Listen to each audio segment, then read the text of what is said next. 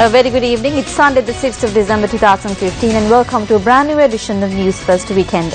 I'm Arundhati Naik. Let's start off with a look at your stories making headlines this evening. FCID on the lookout for Lanka over fraud at the SEC. Bakery owners warn of price hike if taxes are not revised. Corpse found on Thalemana beach identified as that of an Indian fisherman. Tube station stabbing was an act of terrorism, a statement from London's Metropolitan Police.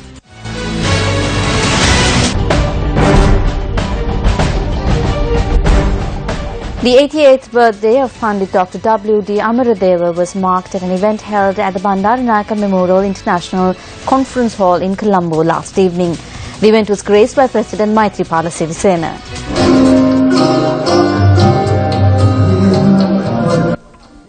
Notable work composed by Pandit Amaradeva were performed at the 88th birthday commemoration yesterday.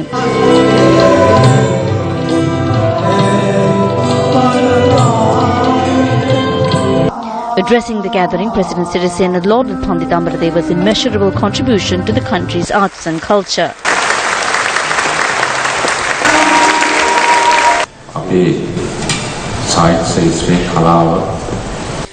In the spheres of literature, music and aesthetics, you are held in respect by all of us here as the person who ushered in a new era. You are a symbol in the sphere of music across the globe. I wish you long life and good health.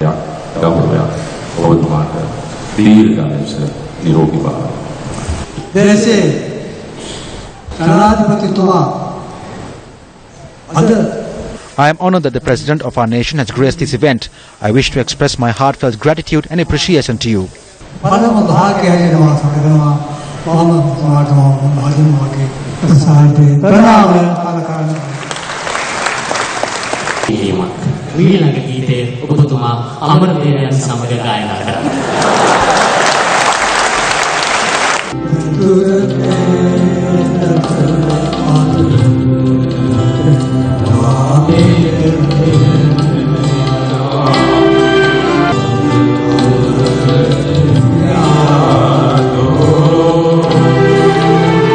The President, Pandit Amaradeva and other artists proceeded to sing the next song together.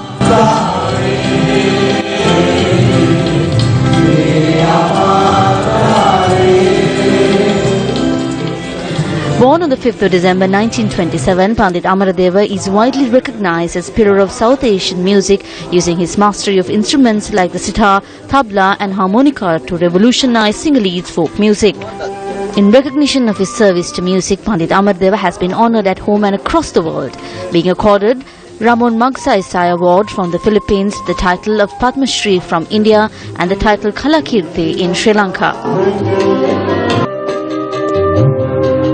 Has launched an investigation into former Securities and Exchange Commission Chairman Nalaka Godaheva over a transfer of 5 million rupees at the SEC during his tenure. The former Director General of the SEC and another individual were taken into custody on Friday and remanded in connection with this transaction.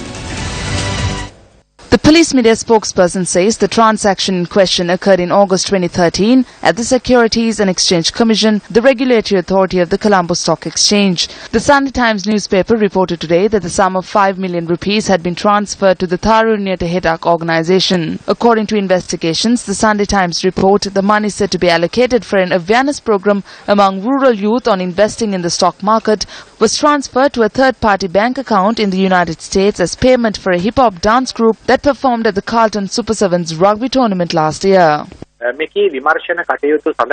The then chairman of the Securities and Exchange Commission, Nalaka Godaheva, had been informed to appear before the Financial Crimes Investigation Division in connection with this investigation. However, he had failed to appear at the FCID. Yesterday, officers of the FCID had visited his house in Colombo 6 in search of him. It has been reported that he was not at home. Nevertheless, a lawyer had contacted the FCID over the phone and informed that he would appear before the FCID in the coming week. The two suspects in custody were arrested on charges of offences committed under the Public Property Act.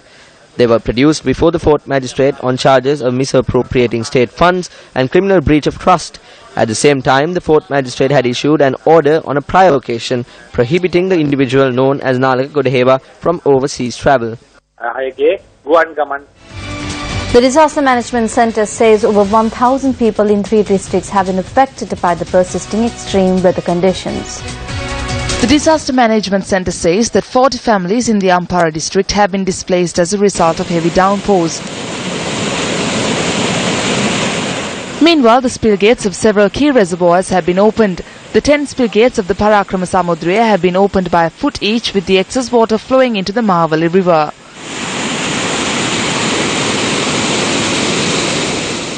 Six of the 12 spill gates of the Kaudulla reservoir have been opened by a foot each.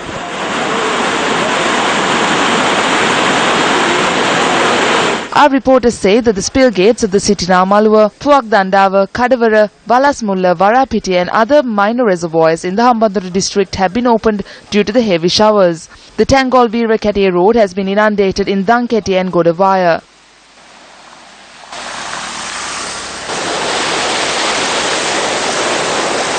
The Met Department is forecasting continued intermittent heavy showers due to the prevailing atmospheric disturbance. A group of Sri Lankan pilgrims who were stranded as a result of the severe flooding in Chennai, South India, were brought home to Sri Lanka today aboard a chartered flight.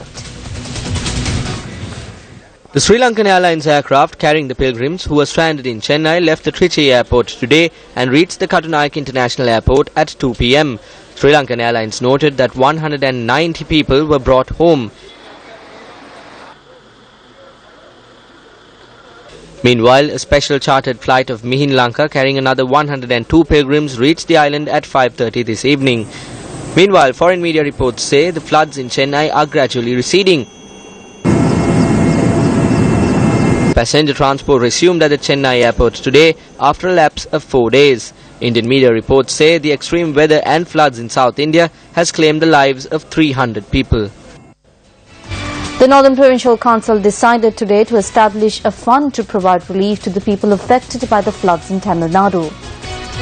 A discussion was held at the Northern Provincial Council this morning. Only 15 of the 38 members who represent the Northern Provincial Council were present for the discussion. We discussed it and arrived at a decision to establish a relief fund for them. We are due to hand over the fund to the Indian Deputy High Commissioner's office in Jaffna with the help of the provincial councillors, parliamentarians and other representatives from different fields. We are expecting to open an account for this tomorrow. The Sri Lanka Navy says that a search operation has been launched off the seas of Trincomalee based on reported sightings of several bodies floating in the seas. Navy media spokesperson Captain Akram Alevi said that a group of fishermen had informed that the bodies were floating 20 nautical miles off Trincomalee. Captain Alevi added that 2 vessels had been deployed to the location. Meanwhile, the body, which was found in the shores of Thalemana on Friday, has been identified to be that of an Indian fisherman. The body was found washed ashore on a sandbar on the shores of Thalemana and had decomposed beyond recognition. However, the identification of the body was determined by a tattoo on the left arm in Tamil which said H. Robina. A woman residing in Rameshwaran, India, named Yamila Pekam, identified the body to be of her husband by the tattoo on his arm. She claims that the tattooed name on his arm is that of his niece.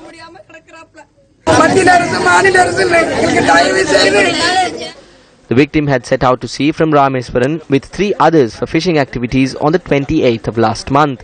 Fishermen who were fishing close to the waters of the Kachativu Islands said that around 6 that evening they received a distress call that the vessel of the aforementioned fishermen had capsized. We set out to sea from Rameshwaram to Kachativu. At that instance, they informed us that the water is seeping into their vessel. When another vessel closest to this vessel requested for their location, they responded that their vessel was completely underwater. Meanwhile, another unidentified body was found washed ashore in the Nilaveli coast last evening. Police said that an Indian identification was found close to the body. We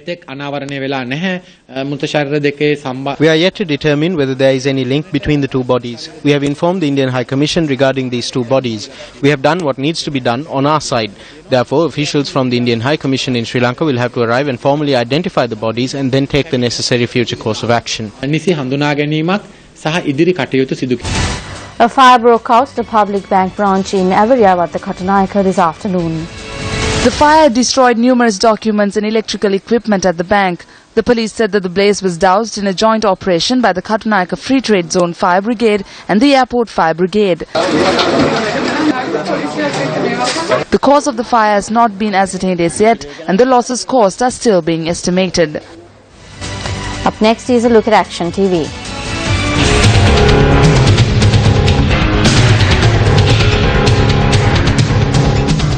One of the arguments put forward by the Education Minister in favour of the voucher system over the existing free school uniform material system is that through the voucher system, students will be able to procure uniforms that are of a higher quality. In a notice published on a weekend newspaper quoting a schoolgirl, the ministry highlights this apparent benefit. However, the ministry has not explicitly stated what the quality of the material used for uniforms should be in either this notice or the circular announcing the voucher system. This comes against a backdrop where the parameters of the quality of school uniform material were decided on 3 years ago, and material of this quality was distributed among students over the past 2 years. The Ministry of Education decided to establish these parameters in 2012 after MP Buddhika Pathirana brought a length of the material being used to Parliament and raised questions about the quality of the cloth. As such, parameters were established for a cotton polyester mixed cloth unique to Sri Lanka. The quality parameters were decided on by the Sri Lanka Standards Institute, the Sri Lanka Institute of Textile and Apparel, the Moratuwa University, the Ministry of Education and suppliers of locally manufactured cloth. The quality parameters were decided on over 25 meetings involving representatives of all of the aforementioned institutions. In April this year, Cabinet granted approval for a Cabinet paper presented by Minister Akila Viraj Karyawasam seeking to procure school uniform material as per the current system instead of the proposed voucher system for the year 2016. Subsequently, the Education Ministry called for tenders listing the established quality parameters. Incidentally, cloth manufactured in line with these standards is not released to the market. This is because the markets are motivated by profit and not quality. As such, following the introduction of this new voucher system, school children across the country will cease to receive the high quality material and will have to settle for the Mudalali Mama's quality, as mentioned in this newspaper advertisement. Can the authorities guarantee that every school child in the country will receive a uniform that meets the established quality parameters? Secretary to the Ministry of Education, over to you.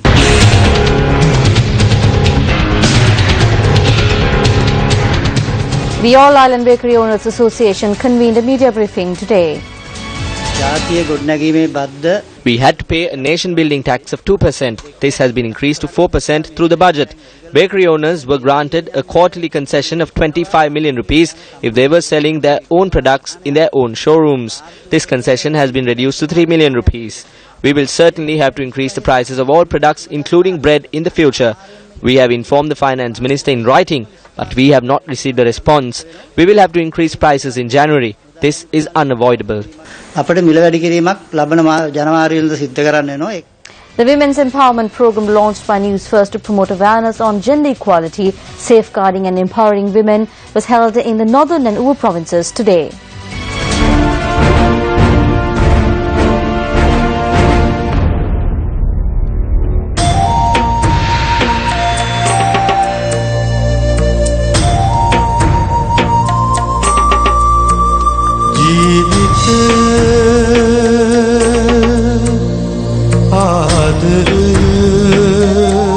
The program, which is being held under the theme Empower the Woman, is being conducted together with the Sri Lanka Police, the Ministry of Provincial Councils and local government, district and divisional secretariats. Women's organizations, the police and people from surrounding areas attended the program held at the Badula Town Centre at 9 this morning.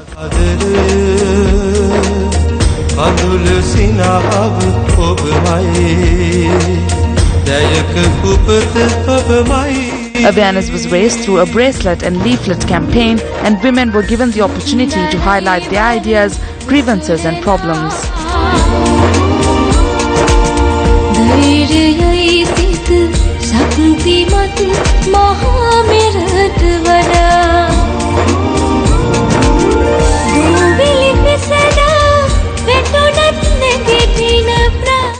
Although we women live in Sri Lanka, there is no one to look out for us. I worked in Saudi Arabia too, but I had to jump over a wall to escape and come to Sri Lanka. There are some who try to trip us up whenever we attempt to rise. If we are given a hand, we can ascend to a certain position in Sri Lanka.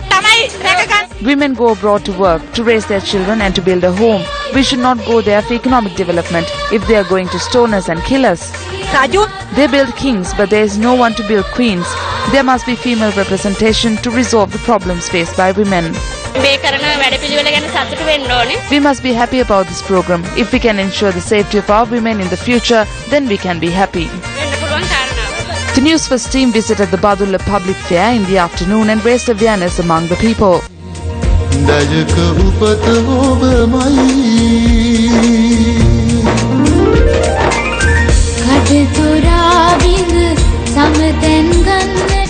Another phase of the Empower the Woman campaign commenced in Vaunia today. An awareness program was held at the Vaunia Divisional Secretariat where women in the area were also given an opportunity to present their ideas and grievances.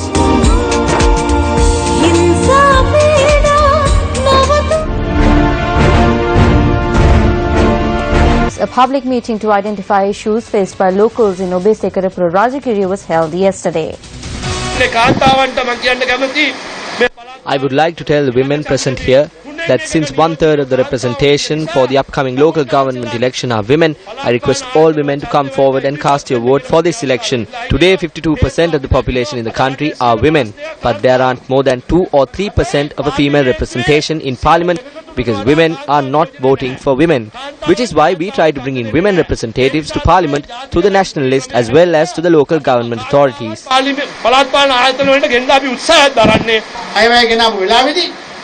There were minor shortcomings when the budget was presented, which is why we as the Sri Lanka Freedom Party voted in favour of the budget so that we can play our part in making the required amendments to the budget and as its consensual government make other amendments to the electoral system and establish national policies concerning subjects which are of national interest and also fight and rectify the shortcomings in the budget for the sake of the people. All members of parliament, irrespective of the fact that they are Sinhalese, Tamils or Muslims, and all party leaders voted in favour of the budget for the sake of President Maithripala Sirisena. විරුද්ධ පක්ෂවලයි වෙනත් පක්ෂවලයි ඔක්කොම ඡන්ද දුන්නේ මෛත්‍රීපාල සිරිසේන මහත්මයා වෙනුවෙන්. අපි දන්නවා මේ ටික කාලයට ශ්‍රී Lanka. It is a known fact that the Sri Lanka Freedom Party has regained the public mandate which it had lost over the recent past.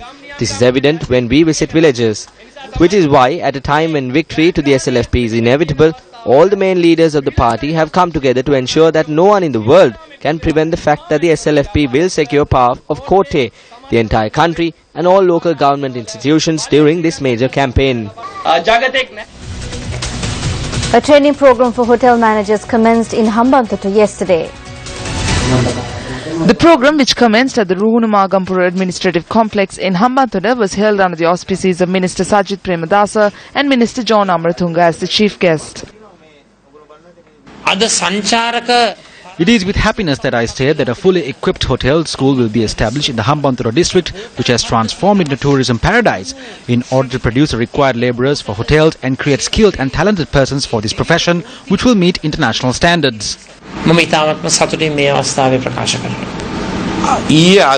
There was not a single room available in any of the hotels in Colombo yesterday and today. They were all full. We are expecting nearly 2 million tourists by the end of this year. We cannot bring down hotel staff from other countries to work in our hotels which are being constructed. There are enough and more youth in this country for that. The crisis in the Middle East has escalated, so this is the best field for women to get trained in. The Queen Elizabeth complex in Nuwara was declared open today. The 4-story building, which comprises of 57 shops, was built by the Sri Lanka Air Force. We are journeying on a new road. We will not be limited to one family. This is the difference that we must understand. We hold discussions with transparency in our cabinet. We speak openly. The problems that we face and the accusations that we have are discussed in the open. This is the difference in our cabinet. Decisions may be implemented by force. Then it would appear that the country is moving forward. To those on the outside, it would appear that the country is moving fast. Outsiders saw bricks everywhere. They saw cement everywhere. They saw what appeared to be major industrialization. But behind this was dictatorial rule, a national robbery that took place using the wealth of billions accrued by their loyalists. Some say that this has stopped. It has stopped. Specialists in the field of information communication technology have drawn their attention to a particular matter which users should pay special consideration to when using their mobile phones. It is quite common for smartphone users to download applications from an online market or an app store to meet certain requirements. Smartphone users download mobile applications for entertainment purposes, infotainment purposes, as well as many other reasons. The matter has also drawn the attention of the Sri Lanka Computer Emergency Response Team, or SLCERT. අපි උදාහරණයක් හැටියට ගත්තොත් For example, there was a software application like that on the internet in the past. When you run the application, the phone display looks like a solar panel. So one could be under the impression that this could charge their mobile devices. But if you look at it in a technical aspect, there needs to be certain electronic devices that needs to be in the phone for it to convert sunlight into electricity. You do not usually find this on a mobile phone. තියෙන විදිහක් නැහැ. What factors should be considered when downloading an application to the mobile device? ඔබට යම් ක්‍රියාකාර When installing an application into your mobile device, you need to consider whether the application is actually necessary and or whether you are downloading it merely because your friend has it. You should consider your requirement and the use of the application. The most suited way is to add an application that has been created and modified by a credible company. තමුන් කලේ The rehearsals for the Christmas concert organised by the Symphony Orchestra of Sri Lanka was held in Colombo today. The Christmas concert is scheduled to be held on the 12th of December at the Ladies College Hall. Mary and David will be the choral, while Dushyanti Pereira will conduct the concert. I think the Symphony Orchestra Christmas concert is going to be something very special. In addition to the usual Christmas repertoire, there will be also the Rhapsody in Blue Gershwin, and which I'm humbled to be the pianist. It is an amazing work and something that everyone can relate to. Tickets for the coveted event have already sold out. The annual Christmas Carols 2015 organised by the Christian Society of Gateway College was held in Colombo yesterday.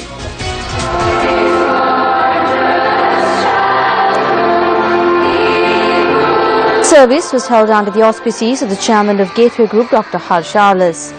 Many seasoned favourites were performed at this event.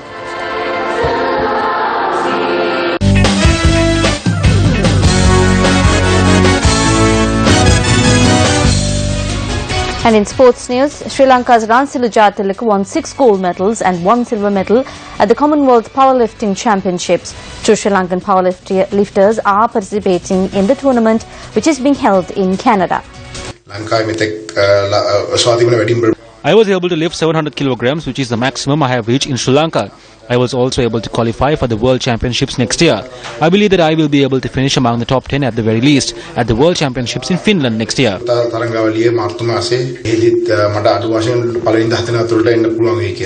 Ransilu Jayatilaka lifted 120 kilograms in the equipped event this morning and won 3 golds in the squat, bench and deadlift and a gold medal for the overall event. Tanushka Kodikara, who participated in the junior category, won 1 gold medal and 1 silver in the 97 kilogram weight category. With that, we wrap up tonight's edition of News First Weekend. Thank you very much for joining us. Good night.